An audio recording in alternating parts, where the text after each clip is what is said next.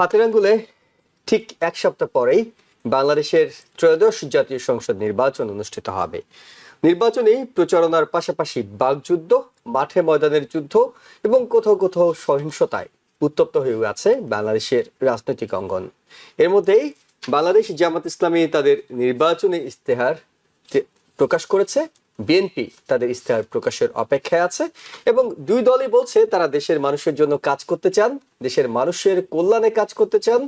একদল বলছেন আমরা বাংলাদেশ গড়ব, অন্য দল বলছেন আমরা ঐক্যবদ্ধ বাংলাদেশ করব। অর্থাৎ বাংলাদেশ কেন্দ্রিক প্রধান দুইটি রাজনৈতিক দলের যে কাজকর্মগুলো কিংবা নির্বাচনের ফলে তারা যেটি করতে চান, তারা একটি স্বনির্ভর বাংলাদেশ করতে চান, যেটি ভোটারদের প্রত্যাশা, বাংলাদেশের মানুষের প্রত্যাশা। কিন্তু এই প্রত্যাশায় জিতবে একটি দল, অর্থাৎ 12ই ফেব্রুয়ারি ব্যালট যুদ্ধের পর একটি দল ক্ষমতায় যাওয়ার সুযোগ পাচ্ছেন।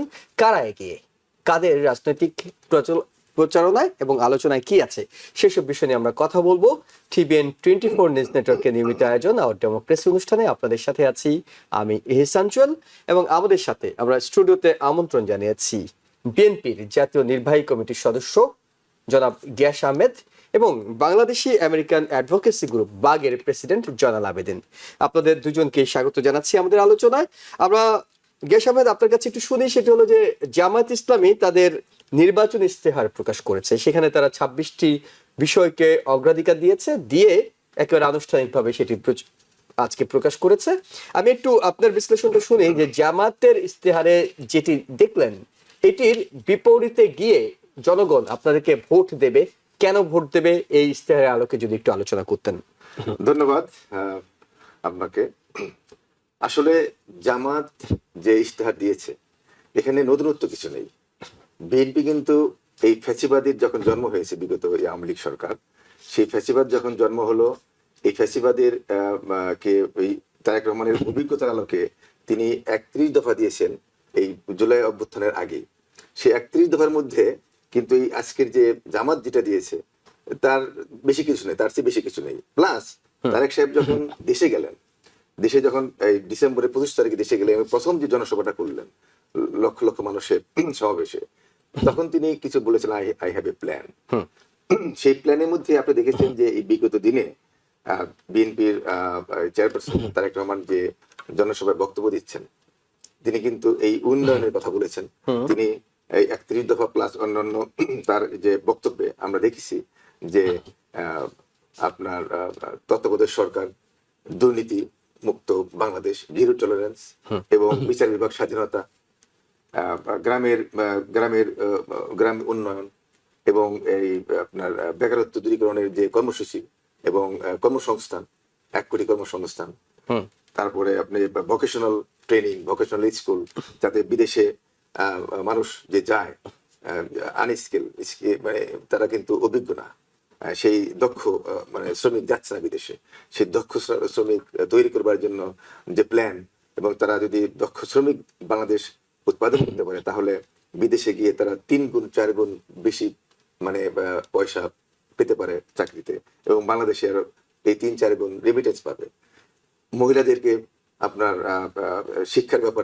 মহিলাদের শিক্ষার ব্যাপারে তাদেরকে ইনসেন্টিভ দেওয়া, তাদের বৃত্তি দেওয়া এবং তাদেরকে ফ্রি করা, এবং যেটা দেশনেত্রী বেগম খালেদা জিয়া করেছেন অলরেডি।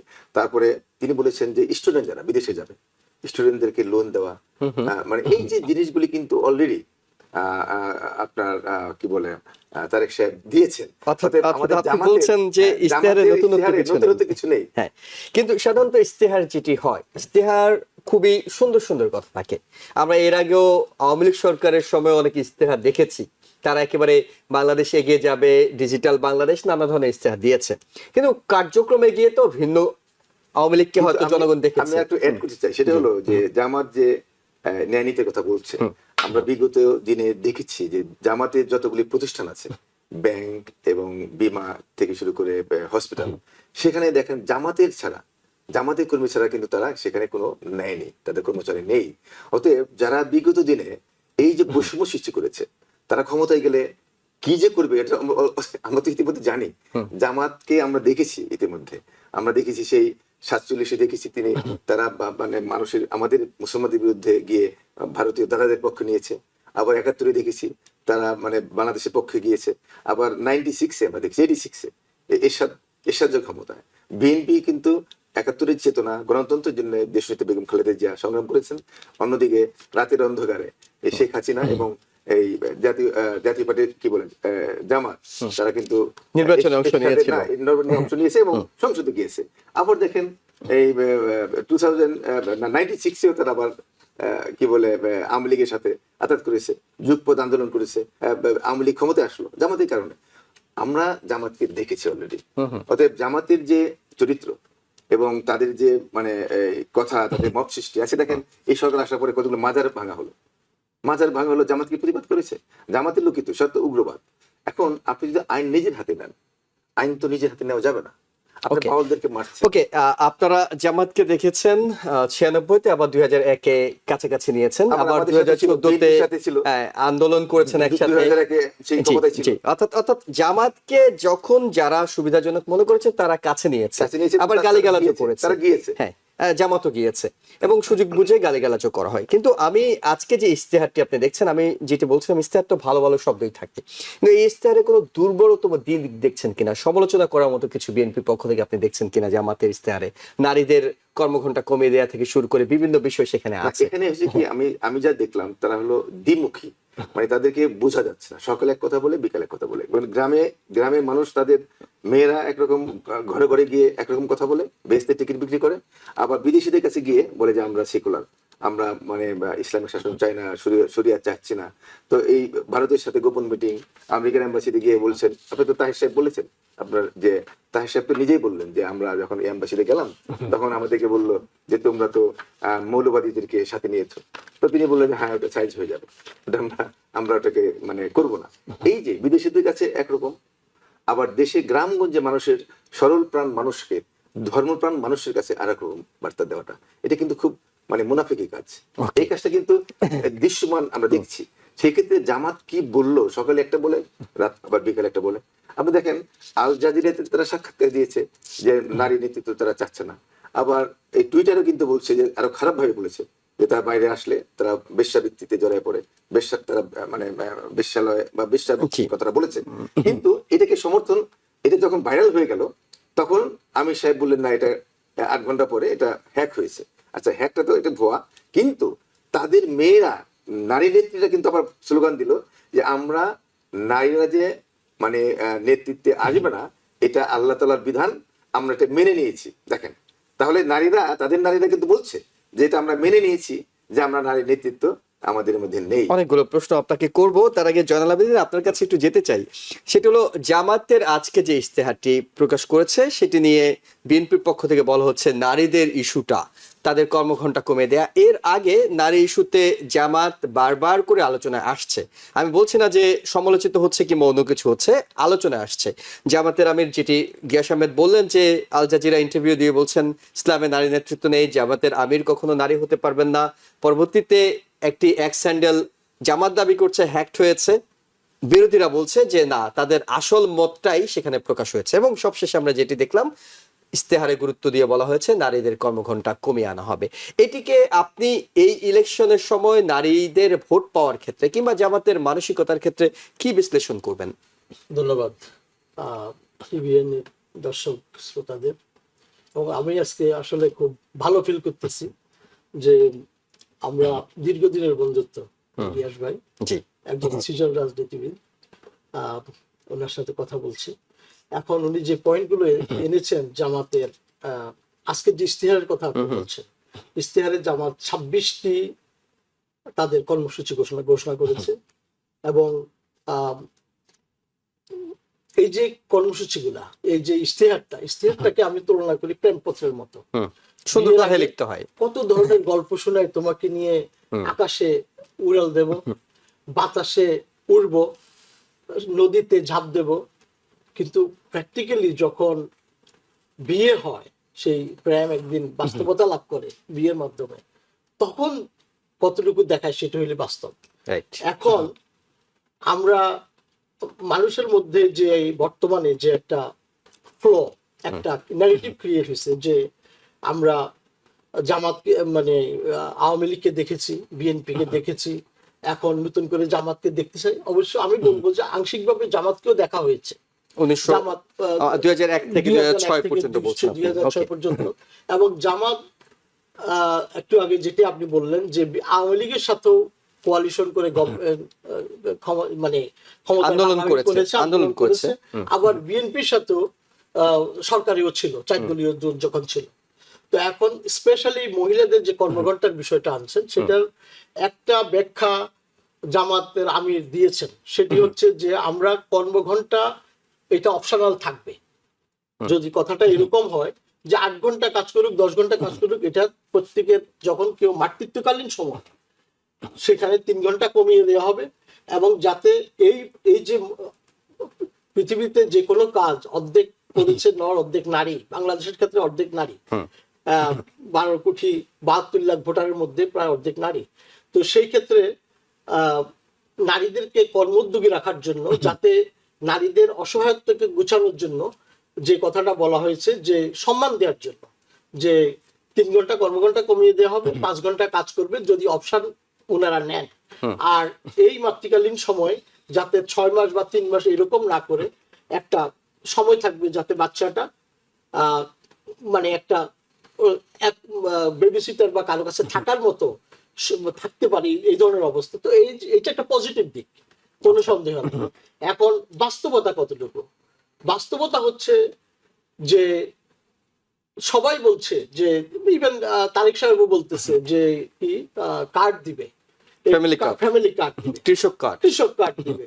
তো এই ধরনের প্রতিশ্রুতিগুলো আছে, জামাতও দিচ্ছে। জামাত আজকে যে ইশতেহারটা দিয়েছে তার সেখানে বৈষম্যহীন, যেটা হলো 24-এর গণ আন্দোলনের যে বিপ্লবের যেই চাহিদা এবং বৈষম্য থাকবে না, এই কথাগুলো সবাই বলতেছে। কিন্তু এখন কথা হচ্ছে যে বাস্তবে কতটুকু। তো সেখানে আমরা রেফারেন্স হিসেবে যেটা বলতে পারি যে দেখেন, সম্প্রতি 5টি বিশ্ববিদ্যালয়ে নির্বাচন হয়ে গেছে, পাবলিক বিশ্ববিদ্যালয়, যেখানে মেধাবী ছাত্রছাত্রীগুলোই লেখাপড়া করে। এবং এটাকে কম্পিউটারের যেমন একটা মিরর থাকে, বিশ্ববিদ্যালয়টা একটা মিররের সাথে তুলনা করা যায়। সেখানে শিক্ষিত ছেলে মেয়েরাই থাকে। এবং সেখানে আমরা যেটা দেখেছি যে যতই নেগেটিভিটি থাকুক না কেন, আমার মনে হচ্ছে যেন জামাতের প্রতি মা বোনদের, মহিলাদের, ছাত্রীদের একটা আস্থার জায়গা তারা করতে সমর্থ হয়েছে। কারণ আমাদের, আমি ব্যক্তিগতভাবে বলি, আপনি জানেন আমার কোনো পলিটিক্যাল অ্যাফিলিয়েশন নাই। আমি যেটা একজন সজাগ নাগরিক হিসেবে, সচেতন নাগরিক হিসেবে যেটি অবজারভেশন, সেটা হলো যেই নারীদেরকে এক সময় খুব অবজ্ঞা করা হতো। এবং আমরা দেখেছি ইউনিভার্সিটির বিভিন্ন কলা অনুষদ থেকে শুরু করে বিভিন্ন সময় ছাত্রলীগের আমলে নারীরা নির্যাতিত হয়েছে। সেখানে যখন তাদের কাছে গিয়ে ভোট চাওয়া হয়েছে, এই যে তাদের যে বিশ্বাসযোগ্যতা, এবং বিশেষ করে ঢাকা ইউনিভার্সিটি এবং অন্যান্য ইউনিভার্সিটিগুলোতে, ঢাকা ইউনিভার্সিটির নির্বাচিত সংসদ অনেকগুলো কাজ কিন্তু নারী বান্ধব কাজও এগিয়ে নিয়েছে। তো এই চিত্রগুলো ধরে বোঝা যায় যে নারীদের যে একটা আস্থার জায়গা, সেটি জামাত ইসলাম পাচ্ছে। এবং আরেকটা জিনিস, যে সম্প্রতি একটা নারী পরিষদ যে বক্তব্যগুলো নিয়ে আসছে, আগে দেখা যেত যে নারীদেরকে তেমন একটা মিটিং এ দেখা যেত না, এখন নারীদের আলাদা সমাবেশ হচ্ছে। এটা আমি মনে করি যে এটা রাজনৈতিক ভাবে অবশ্যই যে এটা একটা পজিটিভ দিক। মানে আপনি বলছেন যে নারীরা, বাংলাদেশের নারীরা তারা জামাতের নীতিগুলোকে সমর্থন করছে। আগে কিছু প্রমাণ তৈরি হয়েছে ছাত্র সংসদ নির্বাচন, এবং ভবিষ্যতে জাতীয় নির্বাচনে সেটি হবে। আমি একটু আপনার কাছে যাব, তার আগে জামাতের আমির খুব আফসোস করছিলেন যে আপনারা সবাই তাকে মিসাইল ছুড়ছেন বারবার করে। তিনি আজকে ইশতেহার প্রকাশে এই বক্তব্যটি দিয়েছেন, এটি একটু শুনে আসতে চাই, শুনে আপনার কাছে প্রশ্ন করছি। আজকে আমি একজন আহত সৈনিক। গত কয়েকদিন ধরে দেখেছেন যে আমার উপর চতুর্দিক থেকে মিসাইল নিক্ষেপ করা হচ্ছে। আমি কোনো অ্যান্টি মিসাইল ইউজ করব না, বরঞ্চ আমার রাজনৈতিক সহকর্মীদেরকে আজকে আপনাদেরকে সাক্ষী রেখে যারা সম্পূর্ণ অন্যায়ভাবে আমার চরিত্র হনন করেছেন, আমি তাদের সবাইকে ক্ষমা করে দিলাম।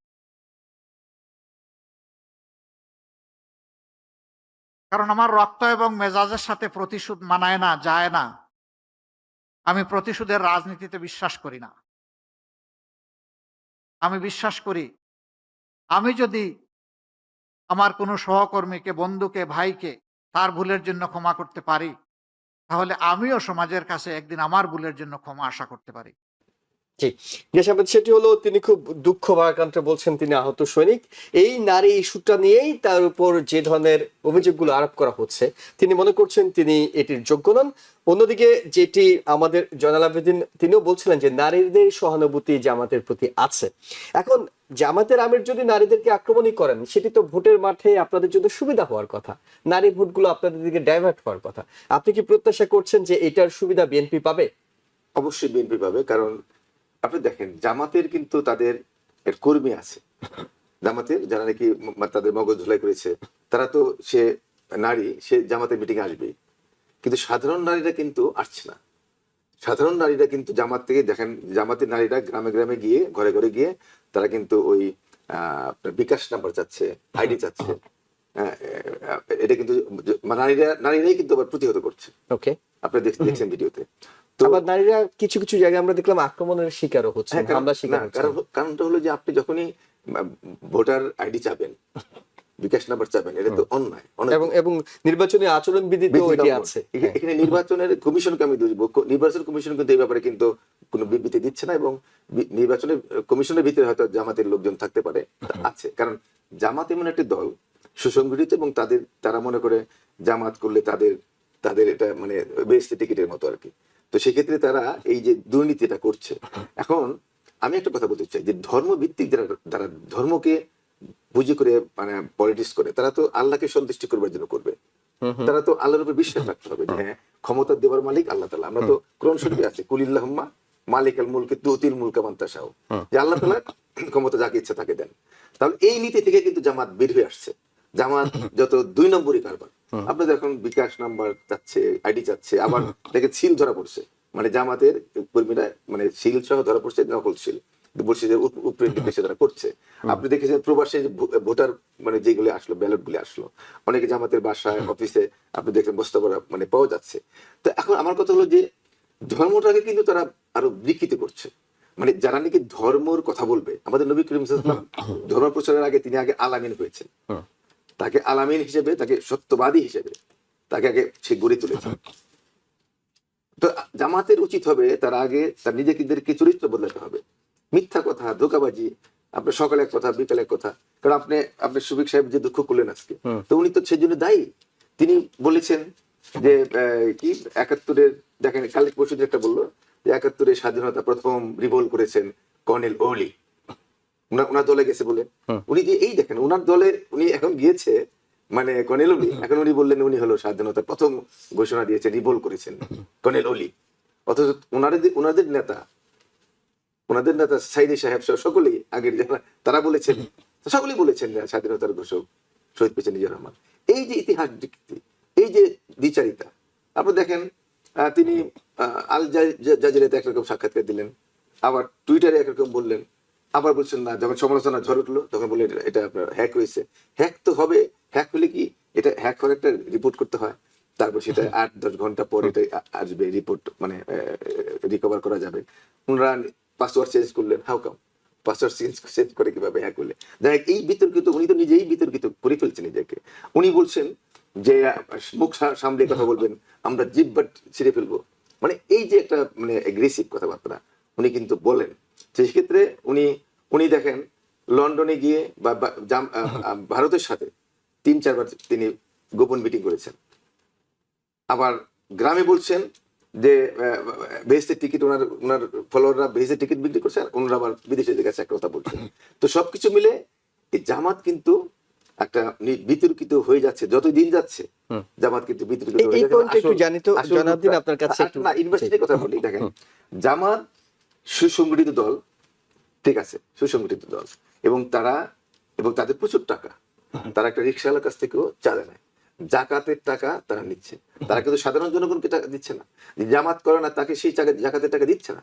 অর্থাৎ বৈষম্য কিন্তু জামাত সৃষ্টি করছে নিজেরাই দলের ভিতরে, সমস্ত টাকা তারা নিচ্ছে। এই টাকা দিয়ে তারা দেখেন যখন ইউনিভার্সিটিতে ছাত্রদল ঢুকতে পারে না, গুম গুম খুনের শিকার হচ্ছে, তখন ছাত্র শিবির ইউনিভার্সিটিতে ছিল। ইউনিভার্সিটি এই ছিল। বিষয়টি নিয়ে আপনার কাছে আলোচনায় ফিরবো। একটু শেষ এটি করি নিয়ে- এবং জি। শেষ করি যে দেখেন ইউনিভার্সিটি জয়ের কারণটা কি। একজন ছাত্র শিবিরকে বলা হলো যে তুমি 20টা ছাত্রকে কনভিন্স করো, হেল্প করো। টাকা দিচ্ছে তারা, টাকা দিয়ে তারা তাদেরকে গ্রাম থেকে একটা ছেলে আসছে, ছেলে কোথায় উঠবে, খাবার দাবার থেকে টিউশন করা বা কোচিং করা, এগুলি টাকা টাকা দিচ্ছে। এই টাকাটা তো পার্টি থেকে দিচ্ছে। দ্যাট মিন তারা ইন্টেনশনালি এই কাজগুলি করেছে, করে তারা ইউনিভার্সিটিকে কন্ট্রোল করা যায়। আপনার 20,000 ভোট, 30,000 ভোট, কিন্তু তারা আবার দেখেন জনগণকে কন্ট্রোল করতে চেয়েছিল, এত টাকা তাদের দেখেন যে বিকাশ নাম্বার চাচ্ছে। তো বিকাশ নাম্বার দিয়ে কতগুলিকে তারা কিনবে, যেখানে একটা কনস্টিটিউয়েন্সিতে মনে করেন 5 লক্ষ ভোট, 4 লক্ষ ভোট। অর্থাৎ সেই ক্ষেত্রে আমি মনে করি না যে তারা এই ভোট কিনে খুব একটা সুবিধা করতে ইউনিভার্সিটিতে পারবে না যে বলে। কিনেছে, হ্যাঁ। গ্রামগঞ্জে সাধারণ মানুষের, সারা বাংলাদেশে এটা করতে পারবে না। ওকে, জনাবুদ্দিন, সেটি হলো যেটি আলোচনায় উঠে আসছে, জামাতের সাম্প্রতিক কিছু কর্মকাণ্ড, এমন কিছু ঘটনা, জামাতের আমিরের আল জাজিরা ইন্টারভিউ বলুন, তার এক স্যান্ডেল হ্যাকড হওয়া বলুন, এবং যে অভিযোগগুলো আসছে, বিকাশ কেন্দ্রিক একটা অভিযোগ আছে, জামাতের ব্যাপারে অভিযোগ আসছে বিভিন্ন জায়গায়, বিশেষ করে সবশেষে আমরা ঢাকা 17 আসনে জামাতে যিনি প্রার্থী, ওনার একটি ভিডিও লিকড হলো, যেখানে দেখা গেল উনি ক্যান্টনমেন্টে গিয়ে খুব হম্বিতম্বি করছিলেন। তো জামাত অস্থির হয়ে উঠছে কিনা, কিংবা জামাতের আচরণে কি কোনো অস্বাভাবিক আচরণ দেখা যাচ্ছে, যে ক্ষমতার কাছাকাছি যাচ্ছে তারা, সেই জন্য যেটি গিয়াস আহমেদ বলছিলেন যে জামাতে আমিরও বিভিন্ন সময় একটু অ্যাগ্রেসিভলি কথা বলছেন। ধন্যবাদ যে বিশেষ করে অ্যাক্সেন্ডেলের যে হ্যাকিং এর যে বিষয়টা, জি, এটা আমি মনে করি জামাত খুব ভালোভাবে ডিফেন্ড করছে, যে সংবাদ সম্মেলন করেছেন এবং আজকে গণভবনের একজন স্টাফ সারোয়ার ওনার নাম। উনাকে অ্যারেস্ট করা হয়েছে। তো যদি বিষয়টা সত্য হয়, এটা একটা তদন্তাধীন বিষয়, কারো প্রতি অবিচারেরও প্রয়োজন নেই। তবে জামাতের আগের কথাবার্তাগুলো এবং বর্তমান মানুষ তো চেঞ্জ হইতে পারে, রাইট। সেই দৃষ্টিকোণ থেকে জামাত মহিলাদেরকে বিশেষ করে তাদের কাছে পৌঁছানোর যে সর্বাত্মক চেষ্টা চালিয়ে যাচ্ছে, এই মুহূর্তে এই ধরনের একটি কথা আসার কথা না। এবং মানে নির্বাচনের আগে পাগলও এই ধরনের বিষয় দিলে সে জানে কি এইটাকে একটা তার জন্য ব্যাকফায়ার করতে পারে, পলিটিক্যাল প্রপাগান্ডা হিসাবেই ধরে নিচ্ছে। এবং আমার মনে হয় বাংলাদেশের বৃহৎ একটা অংশ সেটাকে বিশ্বাস করতেছে। ওকে, এখন আসি প্রার্থী যাচাই থেকে শুরু করে জামাতের স্ট্যান্ড গুলো, যে এখন ভোটের মাঠে কি জিনিসগুলো হবে। যেমন জামাতের প্রার্থী যাচাইয়ের পূর্বে জামাতের যে ডিউ ডিলিজেন্স, এটি অত্যন্ত সঠিক ছিল। মানে সাচ্চা জামাতি না হলে কোনো ক্যান্ডিডেট কিন্তু ওনারা দেননি। আচ্ছা, এবং জামাতের মধ্যে যে ডিসিপ্লিনটা, সেটা হলো যে যেখানে যেখানে জামাতের প্রার্থী তুলে নেওয়ার দরকার ছিল, তুলে দেওয়ার দরকার ছিল, সেখানে কথাগুলো রেখেছে একজন ছাড়া। যেখানে বিএনপির শেষ পর্যন্ত 54 জন বা 55 জন, না 72 জন বিদ্রোহী প্রার্থী আছে এখন সেই জায়গায় জামাতের বিদ্রোহী প্রার্থী কেবলমাত্র একজন।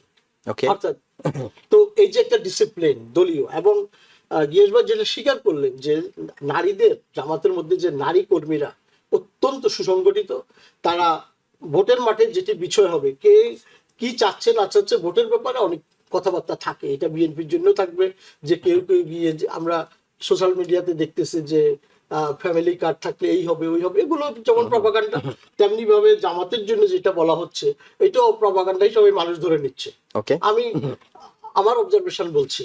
তো প্লাস দিক হচ্ছে তাদের যে সংগঠিত দল, ভোটের দিন হচ্ছে যে দেখেন যে ভোটারদেরকে কনভিন্স করে আনতে পারবে, এবং জামাতের যে সুসংগঠিত কর্মী বাহিনী এবং এই নারী কর্মীরা অত্যন্ত সুসংগঠিত।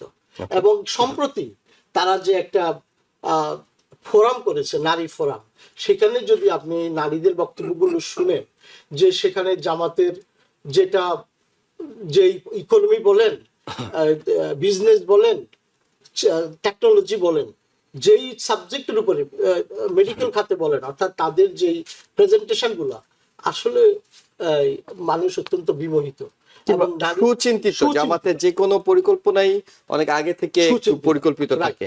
এবং আরেকটা জিনিস যেটা বিএনপির ভুল করেছে আমি বলবো, সেটা হলো যে ঋণ খেলাপি। বিএনপিতে এখনো 14 জন ঋণ খেলাপি আছে, যাদের মাধ্যমে 6,000 কোটি টাকা পাচার হয়ে গেছে অলরেডি।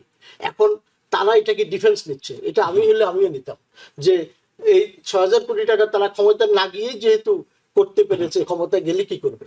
তো এই জিনিসগুলো মানুষ কিন্তু দেখতেছে। মানুষ আর চাঁদাবাজি, যে সন্ত্রাস, চাঁদাবাজি, যে কথাগুলো বারবার আসতেছে, যে এই যে জিনিসগুলোকে ডিফেন্ড করা বড় কষ্ট হবে।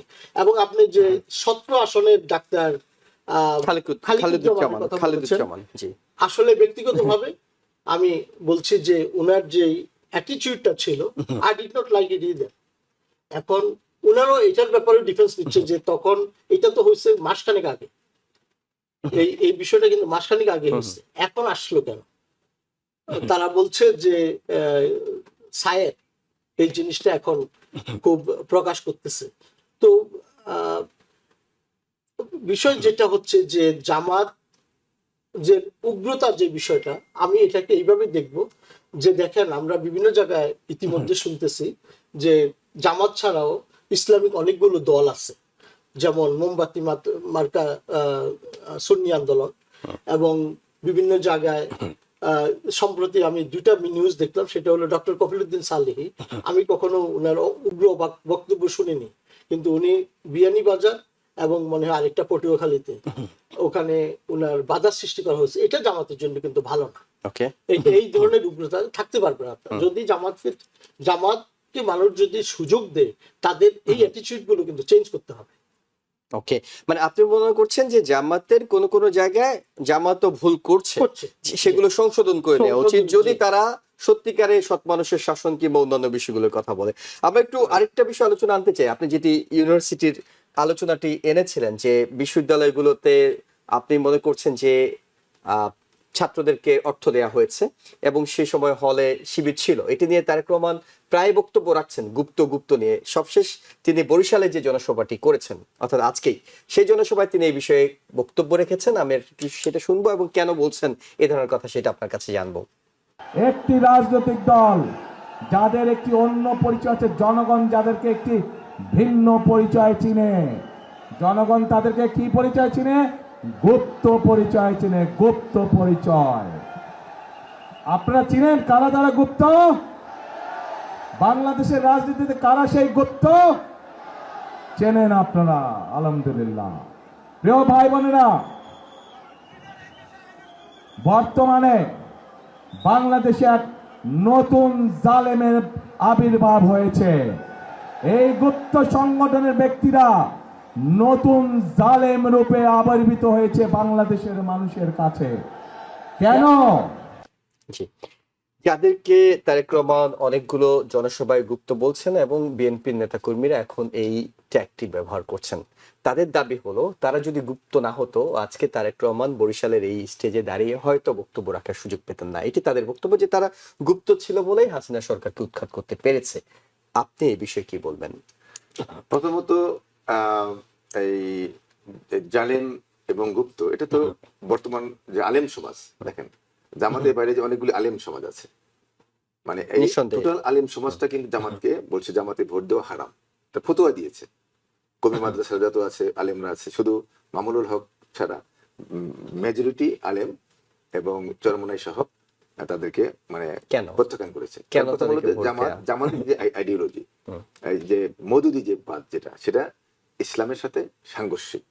তারা মনে করেন নবী করিম সাল্লামকে সমালোচনা করে, তারা সাহাবাদের সমালোচনা করে, এবং তাদের যে ক্ষমতায় যাওয়ার মানে উদ্দেশ্য, যেভাবে ক্ষমতা যেতে হবে। তো বিভিন্ন কারণে এই আপনার কমি ঘরানার লোক বা অন্যান্য আলেম সমাজ জামাতকে ভোট দেওয়া হারাম বলেছে। এবং এই গুপ্ত, দেখেন গুপ্ত মনে করেন জামাতের এই ফ্যাসিবাদী আন্দোলনে যতগুলি মানে অত্যাচার হয়েছে, যখন তারা গুপ্ত থেকেছে তখন তারা কিন্তু আরো বেশি মানে ছাত্রলীগ, যাতে আমাকে ছাত্রলীগ মনে করে এই প্রমাণ করবার জন্য কিন্তু ছাত্রদেরকে হত্যা করেছে। এই আপনারা দেখেন এই যে ইউনিভার্সিটিতে আপনাদেরকে কারা মেরেছে, এই ছাত্র শিবির জড়িত ছিল, এই ছাত্র শিবিরের ছাত্রলীগ জড়িত। তো এখন দেখা গেল যে ছাত্রলীগ তো জানে, আর আওয়ামী লীগও জানে যে এ জামাত এবং ছাত্রলীগ মানে ছাত্র শিবির।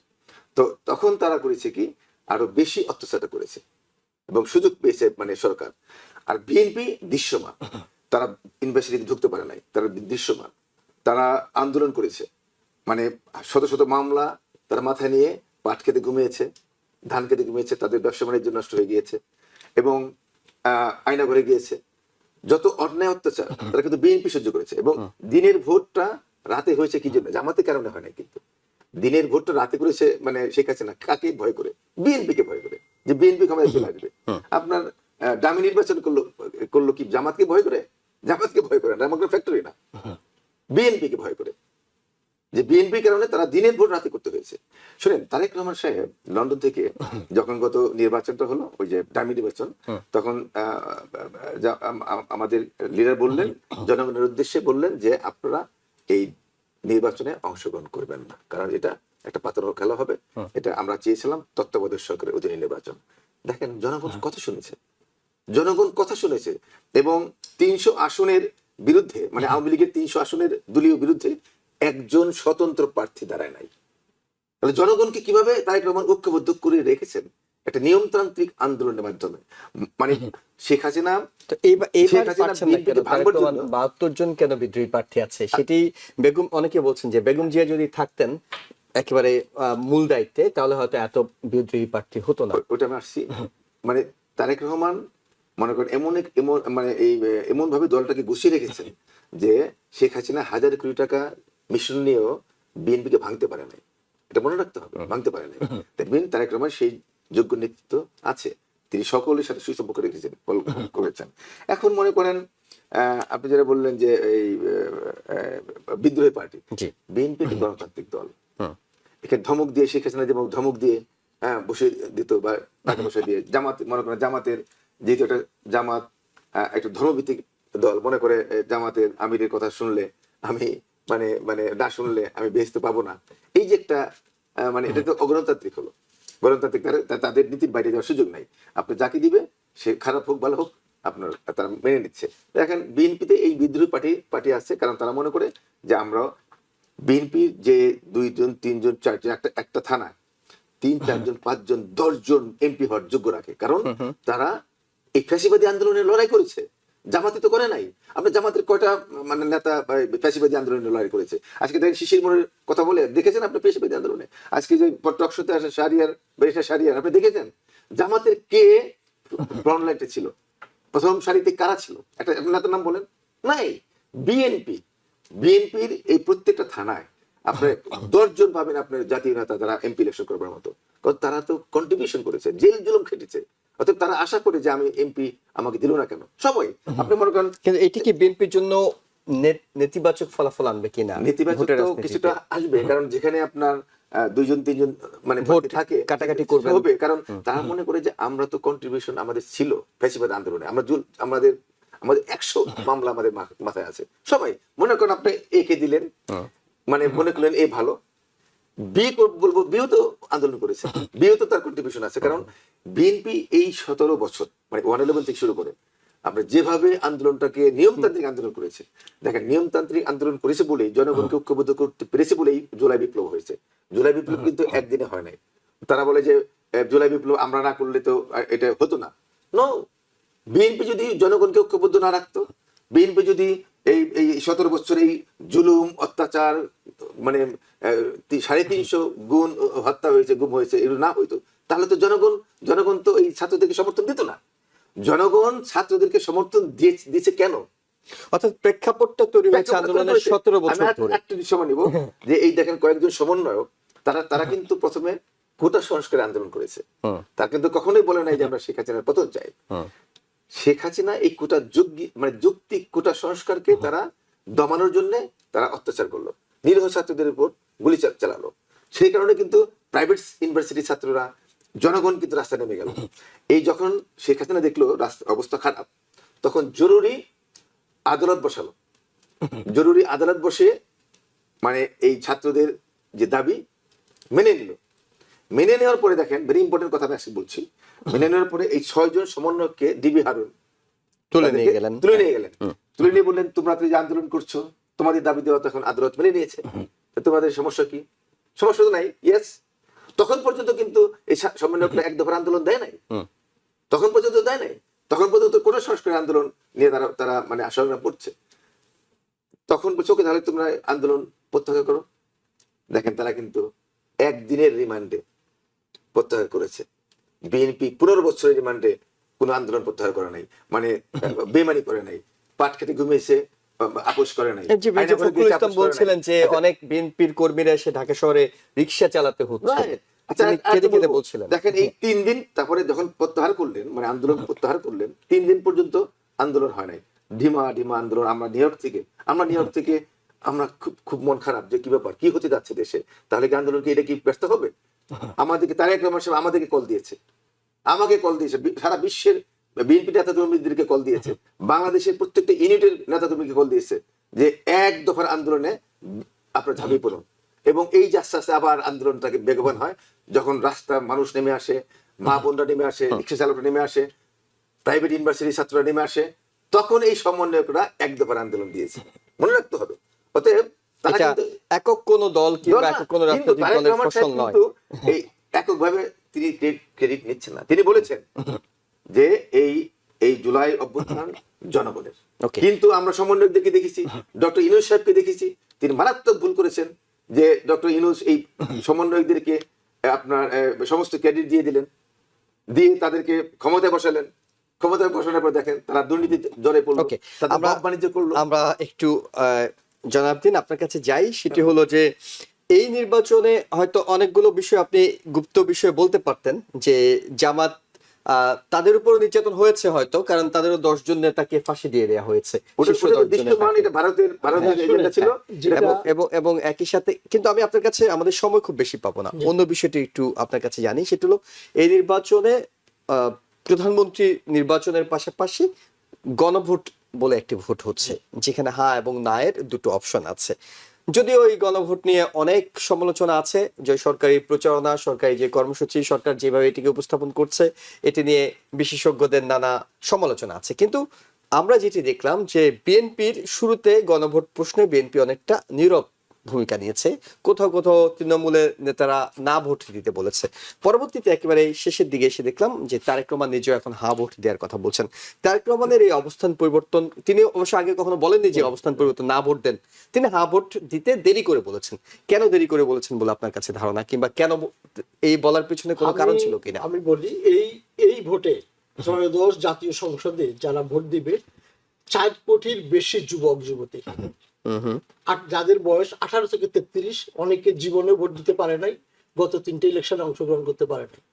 এবং আজকে যে রাজাকারের যে বিষয়টা আসতেছে, আমি ডিফেন্ড করছি না, বাট এটা হলো ফ্যাক্ট যে রাজাকার শব্দটা একসময় খুব পপুলার হয়ে গেল আন্দোলনের ক্ষেত্রে, এবং ইউনিভার্সিটিগুলোতে চেষ্টা করা হয়েছে, এটা পপুলার হয়ে গেছে। আজকে এই যে সুপ্ত কথাটা, আমি তারেক রহমান গুপ্ত কথাটা, গুপ্ত আর সুপ্ত, গুপ্ত জামাতও ছিল, ছাত্র শিবিরও ছিল, বিএনপিও ছিল। বিএনপিও অনেক সময় দেখা গেছে যে, যেটা সত্য বলতে হবে, যে রিজভী সাহেব প্রেস রিলিজ পাঠাচ্ছে অজ্ঞাত স্থান থেকে, সেটা কি গুপ্ত না? গুপ্ত। এখন এটাকে এমনকি হারিস চৌধুরী মৃত্যু হয়েছে, সেটিও একেবারেই পরিচয় প্রকাশ করা যায়, এটিও জামাত আমি একটু বলি, জামাতে বলছিল 17 বছরে বিএনপির আন্দোলনে অনেক অবদান, অনেক মানে একটি দল এই আওয়ামী লীগের মতো এত শক্তিশালী সরকারকে ফেলে দিয়েছে, এই দাবি করাটা তো কোনো দলের পক্ষে উচিত নয় যে একটি দলই করেছে, পুরো বাংলাদেশের মানুষ নেমেছে। আমরা জানি যে ভারতের বিরুদ্ধে কথা বলার জন্য ইলিয়াস আলীকে গুম করা হলো, এইভাবে শত শত নেতাকর্মী গুম হয়েছে, কোনো সন্দেহ নাই। কিন্তু জামাত যে বিষয়টি পজিটিভলি করেছে, সেটা হলো এনসিবির মতো 24-এর গণ আন্দোলনকে যারা প্রত্যক্ষভাবে ধারণ করে এবং যারা নেতৃত্ব দিয়েছে, তাদেরকে কিন্তু তাদের সাথে নিয়ে গেছে। অলি আহমেদের মতো একজন মুক্তিযোদ্ধাকে নিয়ে গেছে। এটা আসলে ক্ষমতার রাজনীতি ছিল। তারপরে এবি পার্টিকে সাথে রেখেছে। তো এগুলো হলো জামাতের পজিটিভ দিক। এবং আজকে যেটা বিএনপির জন্য বুমেরাং হবে মনে হয়, সেটা হলো 48% আওয়ামী লীগ নেতাকর্মীরা আজকে নিউজ অনুসারে বলতেছে যে তারা বিএনপিকে ভোট দিবে। এবং কক্সবাজারের একজন এমপি প্রার্থী বললেন যে আমি যদি নির্বাচিত হই, সংসদে আইন আনবে যেটা হলো আওয়ামী লীগকে নিয়ে যাতে মধ্যবর্তী নির্বাচন করা হয়। অর্থাৎ বারবার যে আজকে হাসিনা, কিন্তু শেখ হাসিনা ব্যালটে নাই, ব্যালটে আছে, কিন্তু আমাদের দেখতে হবে প্রতিপক্ষকে, বিএনপির প্রতিপক্ষ এখন হচ্ছে জামাত, এটা মানতে হবে এবং জামাতকে ফেস করতে হবে বিএনপিকে। তো আজকে হা ভোট এবং না ভোটের যে বিষয়টা দেরিতে কেন বলবো, এটা একটা রাজনৈতিক ভুল। দেখেন জামাত শুরু থেকেই কিন্তু হা ভোটের পক্ষে প্রচারণা করে আসছে, এবং এনসিপি তাদের যে সহযোগী সংগঠন বর্তমানে, তারা এই ব্যাপারে প্রচুর প্রচারণা করতেছে। কিন্তু তারেক রহমান সাহেব গত এক সপ্তাহ আগে হায়ের পক্ষে বললো কেন, এবং মির্জা মির্জা আহ, আহ, হাফিজ হাফিজ বলছে যে আমরা বাধ্য হয়ে মনের কষ্টে আমরা হাকে সমর্থন দিয়েছি, যদিও নোট অফ ডিফেন্স ছিল, কিন্তু হাত যখনই বলবেন তাহলে এত দেরিতে কোনো, এটা রাজনৈতিক ভুল, এটাকে রিভাইভ করা অনেক কঠিন হয়ে যাবে। কারণ মানুষ প্রমাণ দেখতে চায়। ওই যে আগে যে কথাটা বলছিলাম যে প্রেমপত্র এক কথা, প্রেম করা এক কথা, কিন্তু বাস্তবে যখন আসে মানুষ তখন দেখতে চায় যে কে আমার সাথে কথা রাখবে। তো আমার মনে হয় জামাত এই পরীক্ষা উত্তীর্ণ হতে চলছে, এটা হচ্ছে আমার প্রেডিকশন। জি, তো- একেবারে শেষ পর্যায়ে আছি। গিয়াস আহমেদ, আপনার কাছে জানি সেটি হলো যে আওয়ামী লীগের যে জরিপ, এটি আসলে জরিপ, আমরা জানি যে জরিপ সবসময় সত্য কথাও বলে না, অনেক সময় একটা ধারণার প্রকাশ ঘটে। 48% আওয়ামী লীগের ভোট বিএনপিকে দেবে। তো মাত্র তো 1.5 বছর আগে বিএনপি আন্দোলন করেছে, আওয়ামী লীগকে নামিয়েছে, দেশ থেকে পালিয়ে যেতে বাধ্য করেছে। সেই আওয়ামী লীগ কেন এখন বিএনপিকে বন্ধু ভাবছে, জামাতকে শত্রু ভাবছে? আপনার কাছে কি মনে হয়? না, আমি তো মনে করি এটা উল্টো। কারণ হলো যে এই আওয়ামী লীগ তো বিএনপিকে ভোট দেবে না, কারণ বিএনপিকে আওয়ামী লীগ যে নির্যাতন করেছে 15 বছর, মানে ব্যবসা বাণিজ্য নষ্ট হয়েছে, বাড়িঘর থাকতে পারে নাই, মানে ক্রস ফায়ার, এক্সট্রা জুডিশিয়াল গুমের শিকার হয়েছে, সবই তো মানে বিএনপি হয়েছে দৃশ্যমান। আর আর জামাত, আপনার জামাতের ব্যবসা বাণিজ্য বন্ধ হয় নাই। জামাতের ব্যবসা বাণিজ্য, রিয়েল এস্টেট ব্যবসা, অনেকে ইভেন তাপসের সাথে অনেক সিন্ডিকেট বের হয়ে আসলো, বা অন্য নেতার সাথে একটা তাল মিলিয়ে তারা ব্যবসা বাণিজ্য করেছে ঢাকা শহরে। বিএনপি সেটা করতে পারে নাই। বিএনপি সবচেয়ে দৃশ্যমান, এবং বিএনপিকে টার্গেট করেছে আওয়ামী লীগ, যে বিএনপি নেক্সট ক্ষমতা আসবে বিএনপি, তাদের চ্যালেঞ্জ হলো বিএনপি, নট জামাত। তো সেই দিক থেকে আমি মনে করি যে এই পট পরিবর্তনের পরে কিন্তু বিএনপি যারা আহত হয়েছে, যাদের সম্পত্তি মানে লুট করেছে, তারা কিন্তু আবার ওটাকে রিকভার করার চেষ্টা করেছে। সেই ক্ষেত্রে বিএনপির সাথে কি বলে আওয়ামী লীগের একটা সংঘাত আছে, আপনার মামলা টামলা আছে। সেই ক্ষেত্রে জামাত কিন্তু এখানে গিয়ে বলছে, দেখো বিএনপি তোমাদেরকে মামলা দিচ্ছে, আমরা তোমাদেরকে তো মামলা দিচ্ছে না, আমাদেরকে ভোট দাও। এবং নায়েবে আমির যে আব্দুল্লাহ, তার এলাকায় একজন আওয়ামী লীগের একটা সন্ত্রাসী অত্যাচারী চেয়ারম্যান, তাকে স্টেজে মানে ডেকে আনছে। আবার নফেল চিটাগাঙ্গের যে শিক্ষামন্ত্রী, তিনি ভারত থেকে বলছে যে জামাতকে ভোট দেওয়ার জন্য। অত সেক্ষেত্রে জামাতের সাথে একটা তো মানে জামাতের আমির তো বলেছি আওয়ামী লীগ আওয়ামী লীগকে আমরা ক্ষমা করে দিব, প্রথমেই বলেছে এসে। আপনি এগুলো কিন্তু ভাইরাল হচ্ছে না, কারণ শুনেন, এই যে মানে জামাতের যে একটা বট বাহিনী আছে, তারা কিন্তু অনেক ভুয়া আইডি, এটা কিন্তু অনেক ইসলামিক এগুলো এলাও করে না। এই যে গুপ্ত মানে বট বাহিনী অসংখ্য দেখবেন ফেসবুকে তাদের ভুয়া আইডি, এটা দিয়ে তারা কিন্তু যেভাবে প্রচার করে, তাদের নেগেটিভ তৈরি করে বিএনপির এগেইনস্টে, এটা কিন্তু তারা করতে পেরেছে, এখানে তারা সাকসেসফুল হয়েছে। মানে জনগণের মধ্যে অনেকের মধ্যেই যে বিএনপির মানে বিরুদ্ধে তারা এই প্রোপাগান্ডাটা করে তারা সাকসেসফুল হয়েছে, আমি স্বীকার করবো, কারণ তাদের এত বট বাহিনী আছে। তো সেই ক্ষেত্রে আমি বলবো, দেখেন একটা ধর্মভিত্তিক দল যারা শরিয়া কায়েম করবে, আল্লাহকে সন্তুষ্ট করতে চায়, তারা কিভাবে বলে যে রোজা এবং পূজা একই মুদ্রার এপিটিউড একটা হিন্দু ভোটের জন্য? এটা নিয়ে এটা তো অসম্ভব, এটা বলে কিভাবে? এবং একজন সনাতন ধর্মাবলম্বীকেও তাদের দল থেকে প্রার্থী করা হয়েছে। তো এটা তো তাদের কাছে যায় না, এটা বুঝছেন? তাহলে বোঝা যাচ্ছে তারা ক্ষমতার জন্য যত ভণ্ডামি, দুর্নীতি, যা কিছু করা তারা করছে। অর্থাৎ জনগণ কিন্তু এটা বুঝে যাচ্ছে, যত দিন যাচ্ছে। এখন কিন্তু জামাতের এই যে মানে দ্বিচারিতা, সকালে একটা বলে বিকেলে একটা বলে, এগুলো কিন্তু প্রকাশ পাচ্ছে। সেই দিকটা আমি মনে করি না। আর একটা ঋণ খেলাপের কথা বলেছেন, দেখেন বিএনপি যারা ব্যবসায়ী, তারা 15 বছর ব্যবসা করতে পারে নাই। তারা যারা লোন নিয়েছে, প্রত্যেকটা মানুষ কিন্তু লোন নেয়। গার্মেন্টস বলেন, ইন্ডাস্ট্রি করতে বলেন, আপনি লোন নিতে হবে। সেই 15 বছর, 17 বছর বলবো আমি, 111 থেকে 17 বছর, আমি ধরেন যদি 1 কোটি লোন নিয়ে থাকি, 17 বছর আমি ব্যবসা করতে পারি নাই, আমার তো 1 কোটি হয়ে গেছে, বাড়তে বাড়তে আমার 5 কোটি 10 কোটি। এইটা তো আমাকে দেখতে হবে। আমার মনে হয় এটা তো সরকারের একটা রিলিফ দেওয়া উচিত ছিল, একটা ব্রেক দেওয়া উচিত ছিল, যে যারা নাকি এই 15 বছরে ব্যবসা বাণিজ্য করতে পারে নাই, যারা নাকি আপনার মানে ইন্ডাস্ট্রিগুলি সেল করতে বাধ্য হয়েছে বা বন্ধ করতে বাধ্য হয়েছে, তাদেরকে সরকারের উচিত ছিল যে তাদেরকে ব্রেক দেওয়া। কারণ বিএনপি সরকার আসলে সেটি করবে কিনা সেটা আমি জানি না, কিন্তু ব্রেক দেওয়া উচিত। কারণ তো তারা তো ব্যবসা করতেই পারে নাই, এখন ব্যবসা করতে পারে নাই। আমি লোন নিয়েছি 17 বছর আগে।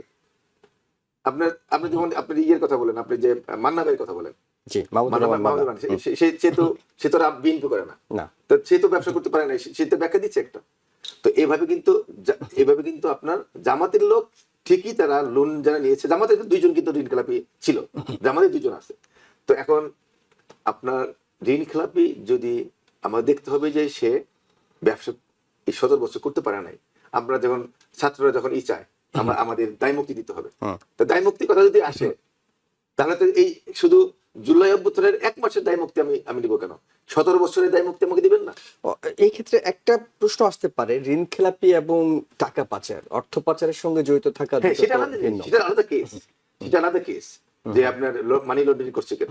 তো সেই ক্ষেত্রে আমি মনে করবো যে আপনি মনে করেন আজকে জামাত যাদেরকে নিচ্ছে, এই কনিল ওলি বিএনপি থেকে বের হয়ে গেল যে জামাতের কারণে, যে জামাতের সাথে বিএনপির ঘনিষ্ঠতা উনি মানতে হ্যাঁ, পারেননি। যে জামাতের সাথে বিএনপি ঘনিষ্ঠতা, জামাতকে তিনি পছন্দ করেন না, জামাত স্বাধীনতা বিরোধী, এরা ইসলামিক আকিদাগতভাবে এবং তার ভ্রান্ত। আপত্তির আরেকটা জায়গা ছিল তারেক রহমানের ইস্যুটা, তখনকার সরকারে তারেক রহমানের না, যে না, বিষয় ছিল এটাও আছে। এটা নিয়ে ক্ষুব্ধ ছিলেন। তো সেই লোককে জামাত নিয়ে দেখেন আপন করে নিয়ে মানে তার পক্ষে মিথ্যাচার করছে যে সে স্বাধীনতা ঘোষণা দিয়েছে, মানে কত রকম ভণ্ডামি হলে। এবং মানে একজন ইসলামিক দল, একজন মুক্তিযুদ্ধের খেতাবপ্রাপ্ত মুক্তিযোদ্ধা, হ্যাঁ।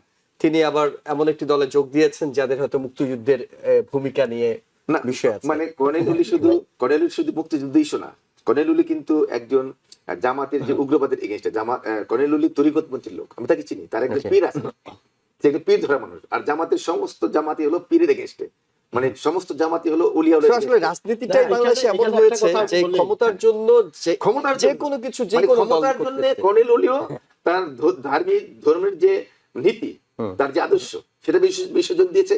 আবার জামাতও আপনার বিসর্জন দিয়েছে। আবার বিএনপিও এক সময় জামাতকে কোলে নিয়েছিল, এখন আবার তাদের বিপক্ষে গালিগালাজ করছে। না, বিএনপি কিন্তু গালিগালাজ করছে না। দেখেন আমি একটা কারেকশন, এই যে ধরেন আপনার ধর্ম ব্যবসায়ী, আমি কারেকশন করছি যে দেখেন এই পট পরিবর্তনের পরে যখন ইউনূস সরকার ক্ষমতায় আসলো, তারা এমন ভাবে পরের দিন থেকে এমন ভাবে প্রচারণা করলো যে একটি ফ্যাসিবাদকে তাড়িয়ে অন্য ফ্যাসিবাদের জায়গা হতে পারবে না। কারণ জানে যে বিএনপি এখন মানে ক্ষমতায় আসতে যাচ্ছে, বিএনপি যাতে ক্ষমতায় না আসতে পারে ন্যারেটিভটা কিন্তু তারা তৈরি করলো যে একটি মানে ফ্যাসিবাদকে সরিয়ে আরেকটি ফ্যাসিবাদকে আনতে চায় না, বিএনপিকে চাঁদাবাজ বলে তারা বিশাল একটা প্রোপাগান্ডা সৃষ্টি করলো সরকারের সহযোগিতায়।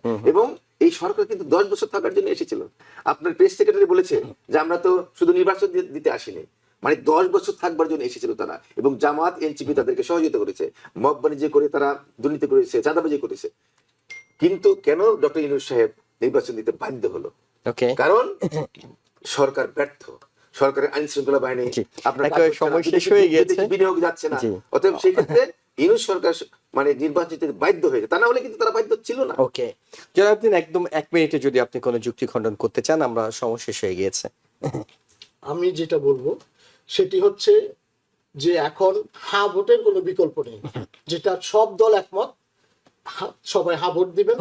এবং আওয়ামী লীগ বিএনপির লোকজন যতক্ষণ পর্যন্ত আওয়ামী লীগের প্রতি প্রেম ভালোবাসা দেখাবে, ভারতের প্রতি নমনীয়তা দেখাবে, পররাষ্ট্রনীতি থেকে শুরু করে, কারণ অতীত অভিজ্ঞতা যেটা বলে এটা বিএনপির জন্য বুমেরাং হবে। তারপরে যে বিষয়টি হলো যে জামাতের যে রিকনসিলিয়েশনটা, দ্যাট ইজ ভেরি ইম্পর্টেন্ট। এই রিকনসিলিয়েশনের মাধ্যমে তারা যে পলিসিটা করেছে যে দেখেন একজন হিন্দু ধর্মের ওনাকে প্রার্থী করেছে, কয়েকজন মুক্তিযোদ্ধাকে নিজের দলে নিয়ে এসেছে, এইভাবে যারা যারা আন্দোলনের নেতৃত্ব দিয়েছে তাদেরকে দলে নিয়ে এসছে। এমনিভাবে এই যে রিকনসিলিয়েশনটা, এখান থেকে শিক্ষা নেওয়া উচিত আগামী দিনের জন্য। এবং ডক্টর ইউনূস, আমি একটা কথা বলতে চাই, ডক্টর ইউনূস যেভাবেই আসুক না কেন, যে একটা সাহসিকতার সাথে এই 1.5 বছর যে সময়টা, বিশেষ করে আওয়ামী লীগের চলে যাওয়ার পরে ভারতের আধিপত্যবাদের বিরুদ্ধে বাংলাদেশের স্বাধীনতা এবং সার্বভৌমত্বের পক্ষে যেসব পদক্ষেপগুলো নিয়েছে, আমি এটাকে অত্যন্ত ব্লেসিং হিসাবে মনে করি। এট দ্য সেম টাইম আমরা বিএনপি এবং জামাত এবং অন্যান্য সব রাজনৈতিক দলকে সাধুবাদ দিতে চাই যে আমরা আশা করছি যে আগামী 12 তারিখ আনন্দঘন পরিবেশে বাংলাদেশের নির্বাচন অনুষ্ঠিত হবে, তবেই গণতন্ত্রের মুক্তি পাবে, গণতন্ত্র উজ্জীবিত হবে এবং ফ্যাসিবাদ নিপাত যাবে। এটাই আমাদের প্রত্যাশা। 30 সেকেন্ড আপনার কাছে, 30 সেকেন্ড না, একেবারে 10 সেকেন্ড একটা প্রশ্ন উত্তর জানতে চাই। সেটি হলো যে শেষ প্রশ্ন, বিএনপি কত আসন পাবে বলে আপনি ধারণা করছেন? ওটা বলবো অবশ্যই। আমি তার আগে বলি যে জি, এই সমস্যা- বিএনপি সবসময় ভারত বিরোধী ছিল, সবসময়। Okay. এবং বিএনপি যদি ভারতের সাথে আঘাত করতো তাহলে ক্ষমতায় 111-এর সময় আসতে পারতো, ওই এই ফ্যাসিবাদের সময় 10টা মন্ত্রী নিতে পারতো, তারপরে ম্যাডামের চিকিৎসা পেত, তার Okay. ছেলেকে হত্যা করতে হয় না, মৃত্যু মুখে দিতে হয় না। বিএনপি সবসময় গণতন্ত্রের পক্ষে, ভোটের অধিকারের পক্ষে, Okay. জনগণের ভোটের অধিকারের পক্ষে। সেই জন্য দেশনেত্রী বেগম খালেদা জিয়া, তারেক রহমান কিন্তু জনগণের পক্ষে কাজ করেছে। এবং জামাতকে আমরা দেখেছি গোপনে ভারতের সাথে আঘাত করেছে। এটি নিয়ে এই কথা চলছে, হ্যাঁ, এবং রাজনীতির তর্ক এই চলতে থাকবে। আমেরিকার সাথে আঘাত করছে। সবশেষ যেটি দর্শকদের যেটা অনেক আমি আগ্রহ, বলছি, আপনি উত্তরটা কয়টি আসন আমি পেতে মনে পারে? করি ইনশাল্লাহ আমার যতটুকু অবজারভেশন 200+ বিএনপি আসন পেতে পারে। আর আরেকটা কথা বলি যে বিএনপি থেকে বিএনপি যে সমস্ত খারাপ লোকদেরকে বিএনপি নেয় নাই, সেগুলি তারা কিন্তু জামাতে গিয়েছে। ওকে, BNP থেকে সর্বশেষ একেবারে আপনার কাছে কি মনে হয় জামাত কত আসন পেতে পারে? একেবারে শুধু আসন, এর আগে আমি না না, আর ম্যাডাম সময় পাবো না, খালেদা জিয়ার প্রতি শ্রদ্ধা আমরা জানাতে বের হয়ে চাই। যেতে হবে। জি, এবং আমার মনে হয় যে এই ভোটের ইকুয়েশনটা বর্তমানে যে হাওয়াটা, এটা বিএনপির এগেইনস্টে। ওকে, কত আসন হতে পারে? বলবো 170। ওকে, আমরা অনেকটুকু ধারণা পেয়েছি। দর্শক, আপনারা নিঃসন্দেহে আমাদের এই বিতর্ক উপভোগ করেছেন, এবং সবচেয়ে বড় কথা, দুই প্রার্থী বলছেন বাংলাদেশ এগিয়ে যাক এবং একটি সুষ্ঠু সুন্দর নির্বাচন হোক, জনগণ তার নিজের ব্যালটের মাধ্যমে নিজের পছন্দের প্রার্থীকে বেছে নেওয়ার সুযোগ পাক। অনেক ধন্যবাদ আমাদের সঙ্গে থাকার জন্য। আগামীকাল আবারও আওয়ার ডেমোক্রেসি অনুষ্ঠান দেখার আমন্ত্রণ জানিয়ে শেষ করছি। ভালো থাকবেন। টিবিএন 24 টেলিভিশন দেখতে আজই কল করুন 7187776556। লগ ইন করুন www.totalcablebd.com। নিউ ইয়র্ক থেকে সম্প্রচারিত টিবিএন 24 টেলিভিশন বিশ্বজুড়ে বাঙালির কণ্ঠস্বর।